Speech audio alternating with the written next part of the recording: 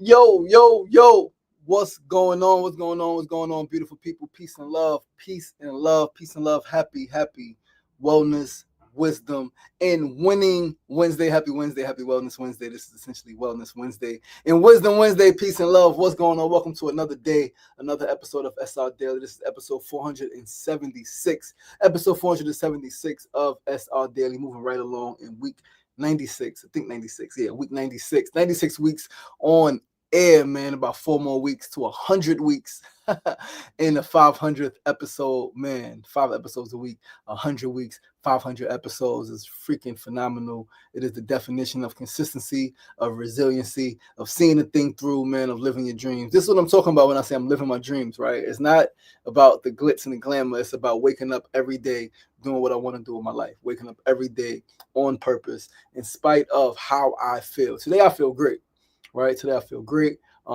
Pretty great call yesterday with my children. Very great call actually yesterday with my children. I was able to share with them the book, and I was able to share with them some images from Grand Central Station. And the reason I was apprehensive, as I mentioned in the past, sharing things with them, they would be sad, all right? Especially my son, because he's like, yo, we should be there. Because they're used to being here. They've been at film screenings with me. They've been at places when I've gotten awards. They've been at conferences with me. All right, conferences.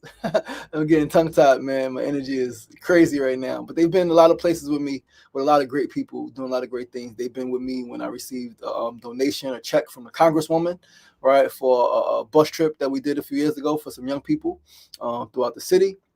Right, bus trip to DC. They've been around a lot, and so for me to share certain things and them for them to not be here, it made them sad, right? And I understand, and so it was tough. But I asked them if they wanted to hear some great news, and they said yes, excitedly. And I shared with them, and they were really excited. And my daughter, Usha, is like me; she's a freaking talker, and she said, "Papa," I said, "What do you feel? How does it make you feel?" She said, "It makes me feel like." Really like a word that's like really positive, but it's more than positive. It's a word that like I don't know how to say it because no one has made it up yet, but like it's really good and it's really positive, but it's more than that.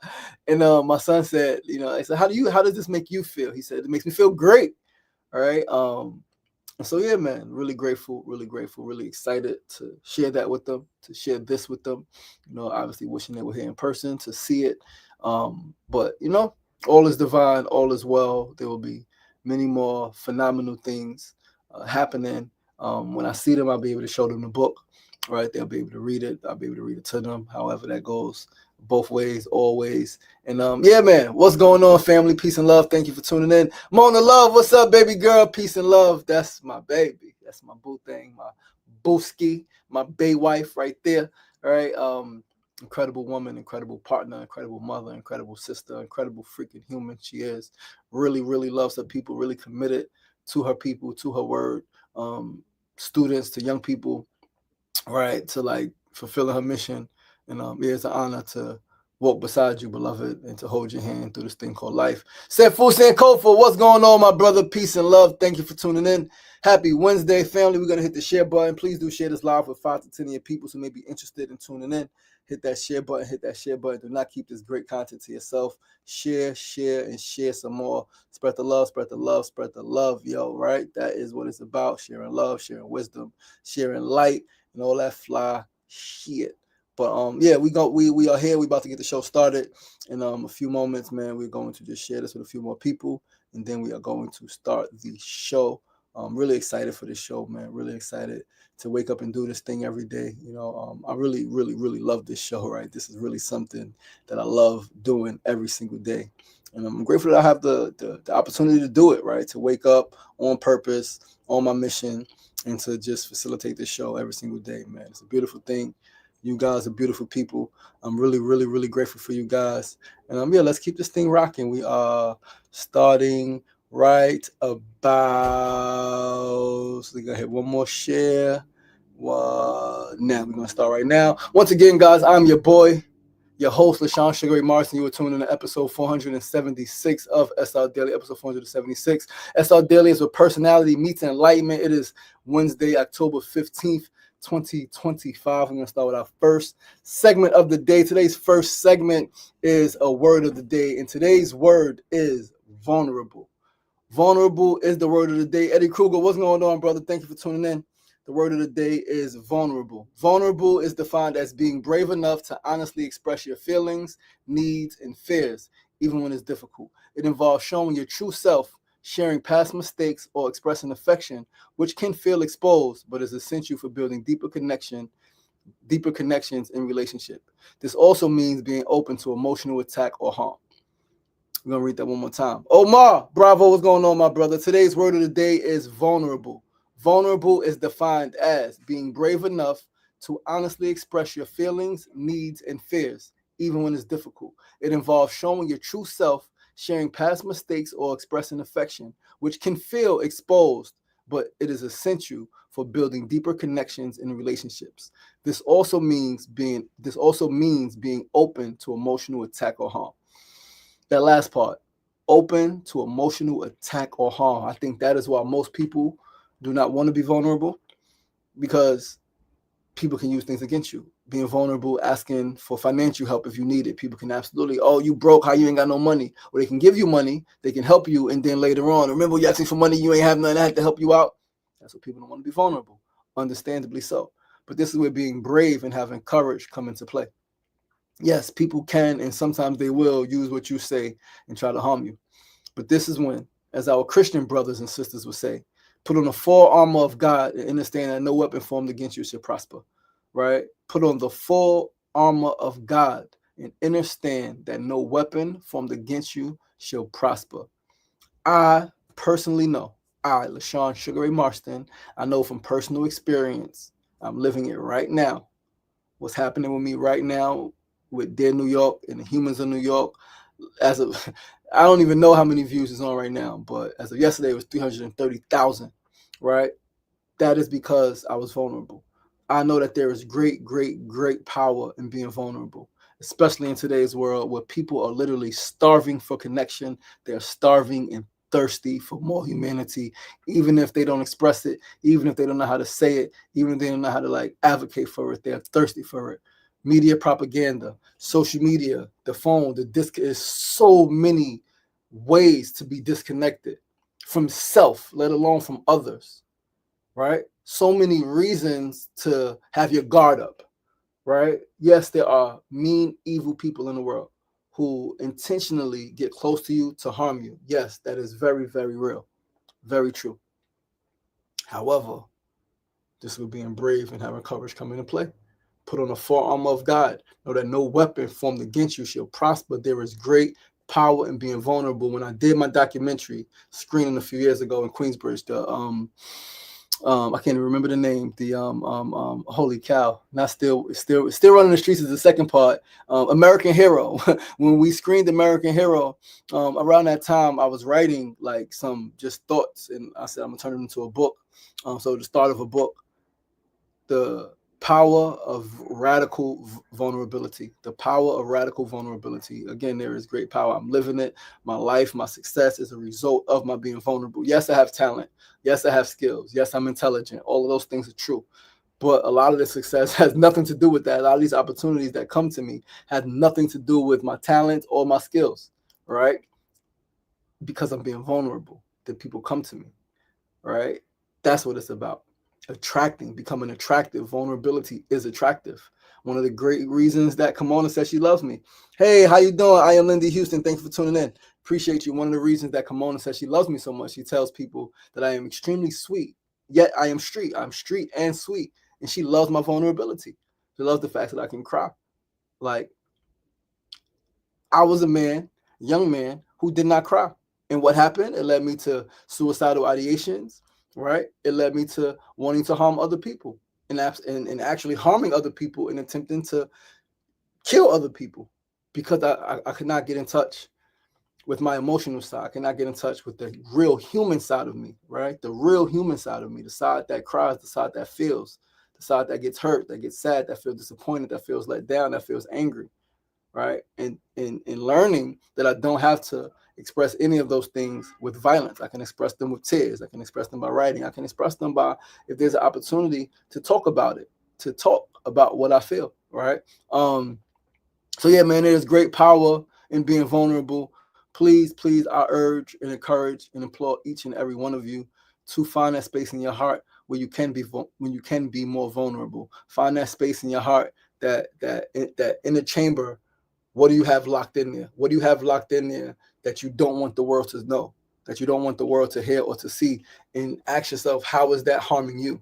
And if it's harming you, it's harming your relationships. It's harming your relationship with your children. It's harming your relationship with your parents. It's harming your relationship with your spouse. It's harming your relationship with your siblings. It's harming your work, your career, your gift, right? It's harming you in very subtle and in very big ways. So please, like, find that courage, find that bravery. Call on God, call on your ancestors to speak through you, to work through you, to give you the courage and the strength needed to express those things that are deep in your heart, that you've buried deep in your spirit, that makes you vulnerable, in which people could use to attack you, and put it out there on Front Street, right? That is one thing about me that I love about myself, and that I realize a lot of people love about me, is my ability to be vulnerable, to wear my heart on my sleeve. If I'm crying, I'm crying. I've cried on a show, right? I've cried in my grief group. I've cried outside doing events. I've cried on the bus. I told you I cried on the train the other day. I got my shades on, but my tears is running down my face,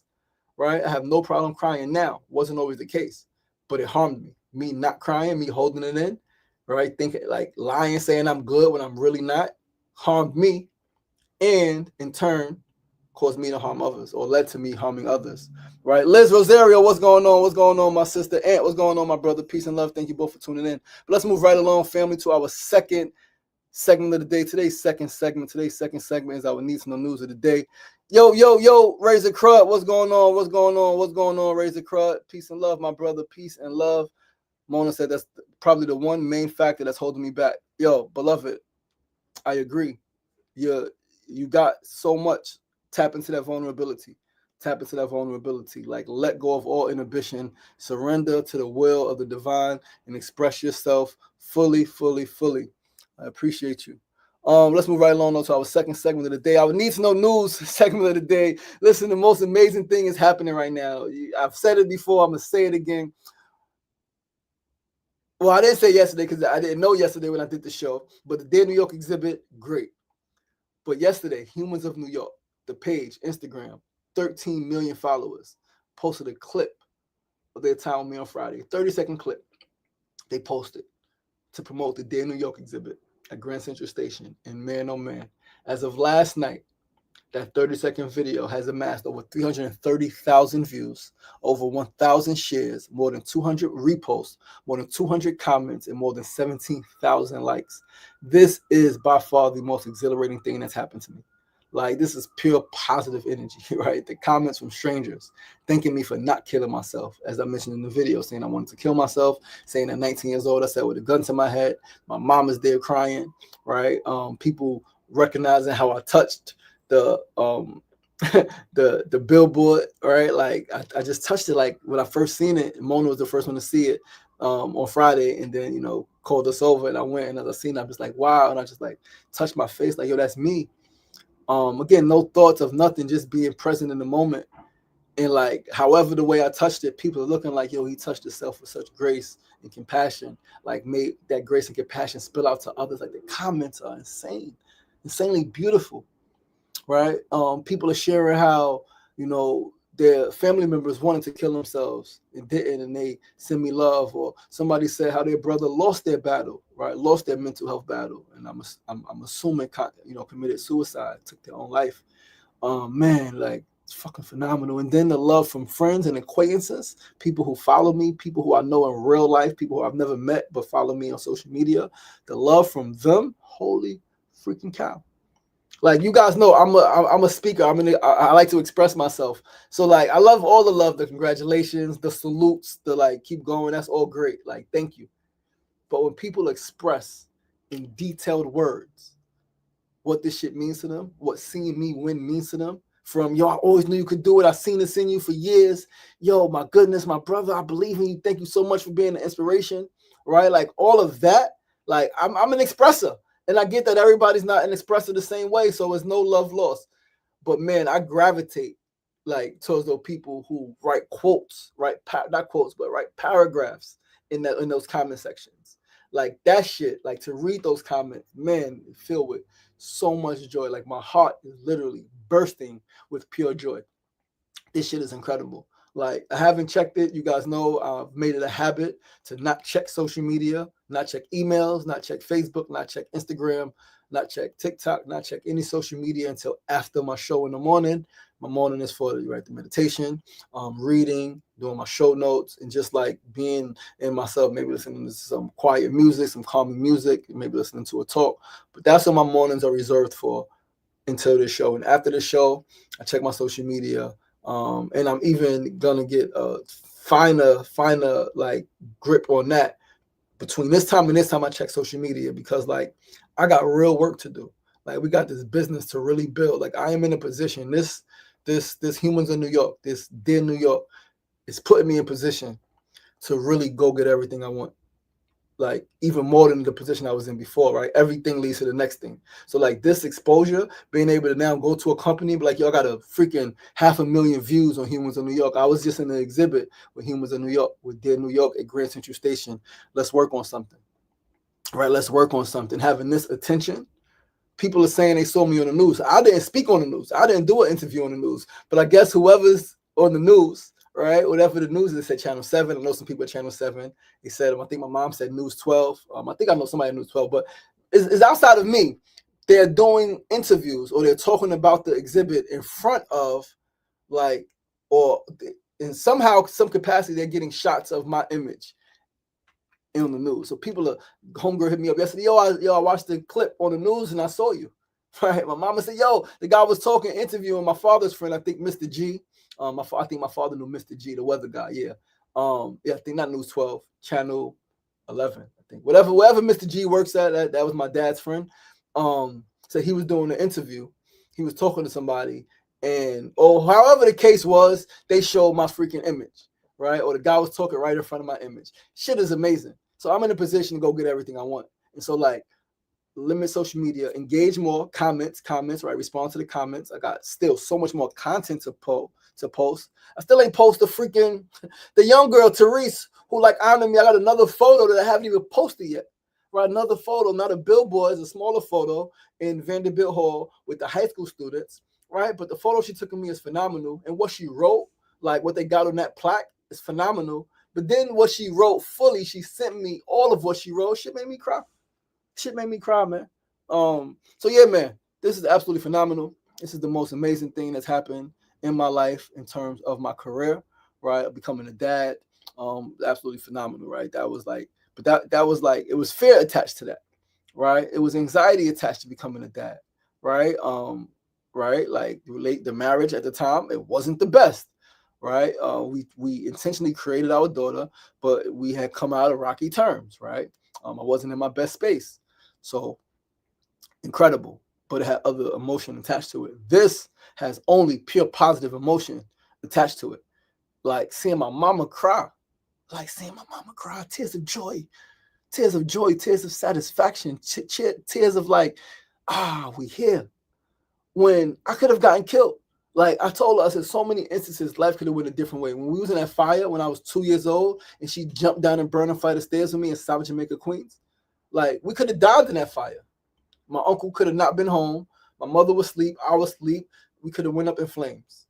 My uncle could have came, got us too late. My mother could have been afraid to jump down and burn a flight of stairs, and we could have died.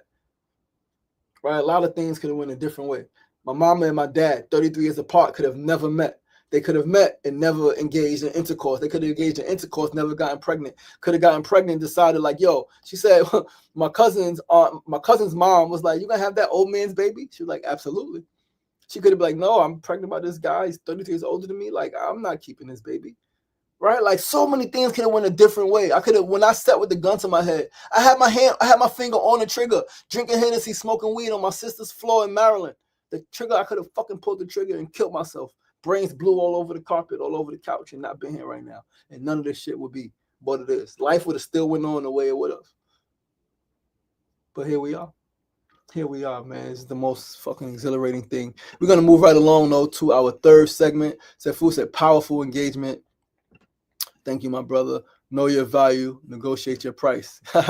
We about to go up, my brother. But let's move right along though to our third segment of the day. Today's third segment, our tip of the day. Today's tip, I was on the train this morning and I gotta share it. Listen, I know it's not none of you guys, right? Or gals. When yawning in public spaces, please cover your mouth. When yawning in public spaces, yawning or coughing, right?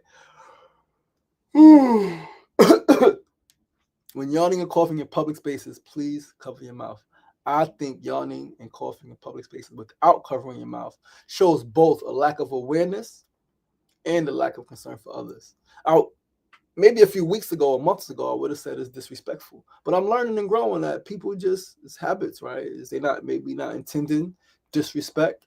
Right? I think disrespect is something that's intentional. Now, you could not feel respected, but it does not mean a person is being disrespectful. Two different things. Both could be true. Right? They could have said something or did something in which you don't feel respected, but they're not intentionally disrespecting you, right? But those acts, right, like alone, so I think it's a lack of awareness and a lack of concern for others. Those acts alone, coughing and yawning in public spaces without covering your mouth, has the potential to make many people ill, has the potential to make many people like ill. You spread bacteria, you spread viruses, right? But I realized though, like not everybody grew up with this courtesy being instilled in them, right? And that's where the compassion comes in. And this is what I'm learning, which is going to take us to our next segment, like oneness, right? But compassion in my approach. Before and even a few days ago, like yo, cover your mouth. Learning to like not do that. One, because like maybe people don't know. Two, like it could lead to conflict that I don't really want by asking that, right? So I need to find better ways to ask, hey, brother, hey, sister, can you cover your mouth when you yawn? Can you cover your mouth when you cough? So I'm working on it. I'm a work in progress. Because like it's not easy because that really bothers me. Because that's one thing I've never wanted to do, man. And I've always said that, like, so I've never wanted to become ill, right? Because of somebody else's actions, behavior, right? Like, I never wanted to be ill. If I get ill, if I don't feel well, if something develops in my body that causes harm, let it be because of something I did. Let it be because of something I ate and I knew better. Let it be because just whatever it is, again, my ankle, tripped, fell, fractured my ankle. My hand, running for the bus, trip, fall, right? Trip over the umbrella, scrape my hand up. Something I did, I could hold that. But if something happens to me based on somebody else's actions, be really upset. So if somebody's coughing, somebody's yawning, they got bacteria, a certain bacteria that gets into my body and causes harm, I would be upset, right? But yeah, so that's the tip of the day. When yawning in public, yo Remy, what's going on? Yo, DRMZ, what's going on? What's going on? Thanks for tuning in. So when yawning in public spaces, when yawning and coughing in public spaces, please cover your mouth. Teach your children to cover their mouth. Teach your nieces, your nephews, your younger siblings to cover their mouth. Teach the people that you're with, the adults, remind them to cover their mouth. Like, take this tip and share it on your social media, please. Because as many people that do know, right, and that do practice covering their mouth in public when they're yawning or coughing, there's so many people who don't. Just this morning on the train, the guy all yawning, sitting down there, and I'm like, yo, like, it's insane. Like, guy coughing yesterday, like, yo. So a little more compassion, a little more patience, a little more understanding. I'm working on it, guys. All right, but let's move right along to our fourth and final segment of the day. And I got to pick up this book. We're going to read a little bit from this book. Our fourth segment today is acknowledging that all is one. In this book, Wisdom of the Ages, absolutely incredible book, reading an essay a day by is Wisdom of the Ages, 60 Days to Enlightenment, Dr. Wayne Dyer. Man, this book is incredible, right? So acknowledging that all is one, right? It's an essay a day, right? And the essay I read this morning was on oneness. And it starts with a quote from a poet of ancient times, right? John Donne. No man is an island, entire of itself. Every man is a piece of the continent, a part of the main.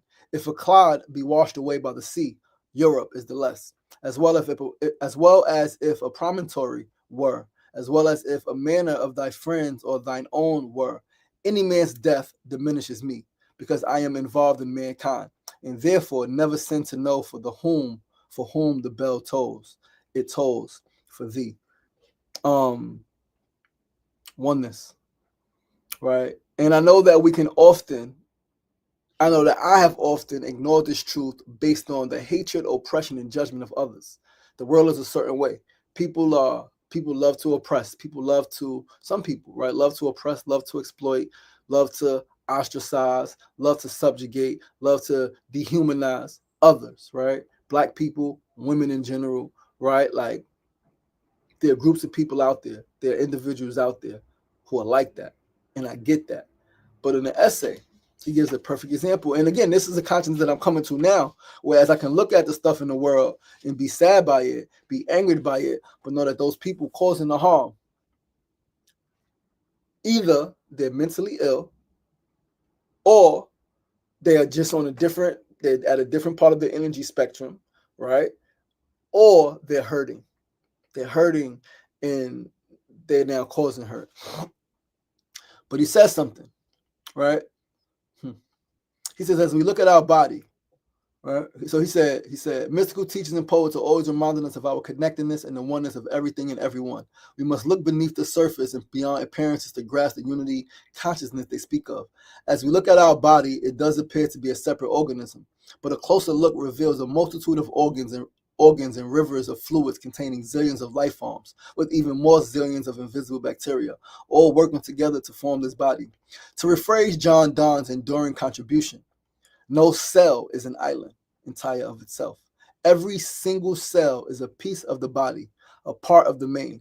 If a life form be contaminated, the whole is the less. Any cell's illness or death diminishes me because I am involved in the whole body. Even though the cells of your liver never make contact with the cells of your mouth, they are connected and vital to the entire body. So any cell that is diminished diminishes the whole. And so it is with all of humanity. We are all cells in this body called humanity. And to the extent that we think of ourselves as separate and therefore in competition with one another, we diminish the whole of humanity. Native Americans expressed this idea of oneness with all by saying, no tree has branches so foolish as to fight amongst themselves. Obviously, any cell that goes to war against the neighboring cells in the same body will end up destroying the whole in itself in the process. This is what a cancer cell does. Failing to cooperate with adjacent cells, it destroys them, and eventually, unless checked, it destroys the body in itself in the process. A very stupid organism indeed. How real is that? How real is that? Man, like, this is an awareness I've come into not too long ago, and I still remind myself of daily with all the abuse, oppression, genocide, and things of that nature happening in the world right now. Right? He mentioned cancer cells. Cancer cells. Cancer cells are cells in the body that want to live. They want to grow. They want to expand. However, they're fighting other cells, and if they fight other cells, they end up destroying the body in itself in the process. It's like saying when you hold the cold stone to throw it, when you hold the hot stone to throw at somebody else, you are burning yourself in the process. Be mindful. Don't be like those other people. Thus,